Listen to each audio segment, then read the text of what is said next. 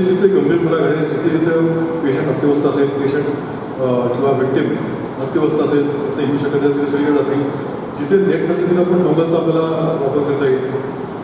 आणि इतर ठिकाणी बहुसंख्य ठिकाणी कव्हरेज आहे, असं नाही. आता जिथे कव्हरेज नाही तिथे आपण डोंगल घेऊन जाऊ किंवा इतर काय आपण त्याच्यामध्ये जशी योजना आपली वापरली जाईल किंवा कोणती योजना आली की ती 100% ती यशस्वी होते असं नाही. त्याच्यामध्ये काही बदल घडतात, अमेंडमेंट्स होतात, काही सुधारणा होतात, टेक्नॉलॉजिकल ॲडव्हान्समेंट होते, ते आम्ही नक्की याच्यामध्ये घालू. सर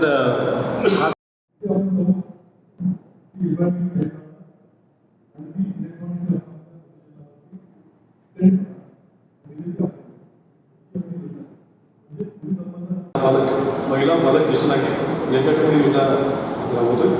जे सदृढ आहे, ज्यांना चालता वगैरे व्यवस्थित जे येऊ शकते पुरुषांना, त्यांच्यासाठी योजना नाही आहे. फक्त ज्यांना अत्यवस्था आहे, ज्यांना येता येत नाही आहे आणि ज्यांचा महिलांना योग्य अशासाठी आपण ही योजना आपण टोल फ्री नंबर आपल्याकडे डायल जो 112 आपला आहे, 112ची आम्ही याच्याशी सांगड घालत आहोत.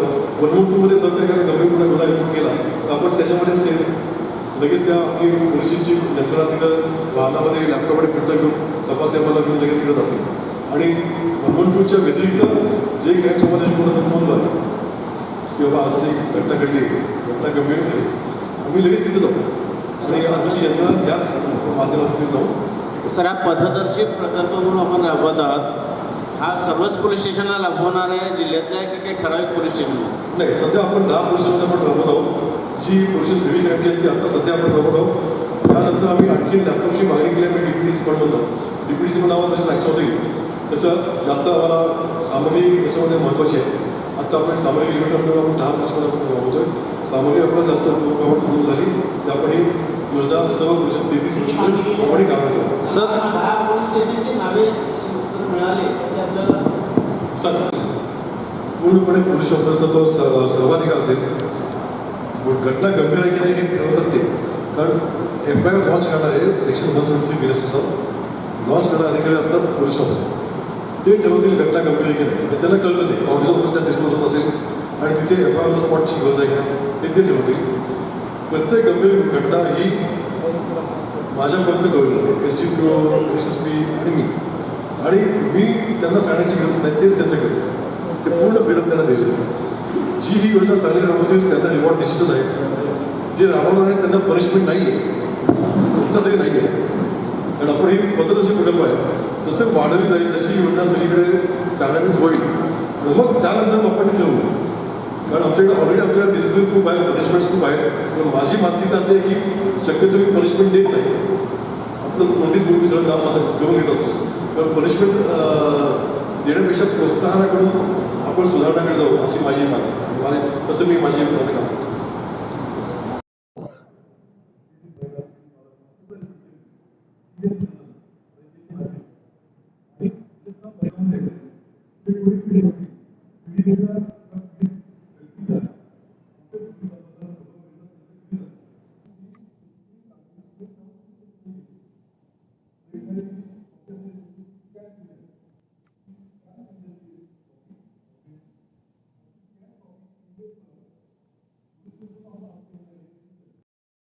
स्पॉट हा उपक्रम आम्ही बुलढाणा जिल्ह्यामध्ये सुरू केलेला आहे. त्याच्यामध्ये पीडित महिला, बालकं, हॉस्पिटलाइज विक्टिम्स, ज्येष्ठ नागरिक यांच्या संबंधी काही गुन्हे घडले, काही गंभीर गुन्हे घडले तर आम्ही त्यांच्या घरी जाऊन किंवा ते जिथं असतील जिथं त्यांना प्रशस्त वाटेल अशा ठिकाणी जाऊन आम्ही त्यांची कंप्लेंट नोंदवावर ती कंप्लेंट नोंदवली की ईमेलद्वारे ईमेलद्वारे प्रणालीसुद्धा आम्ही ती सामोरे घालून ती आम्ही FIR आम्ही CCTVमध्ये अपलोड करणार आहोत.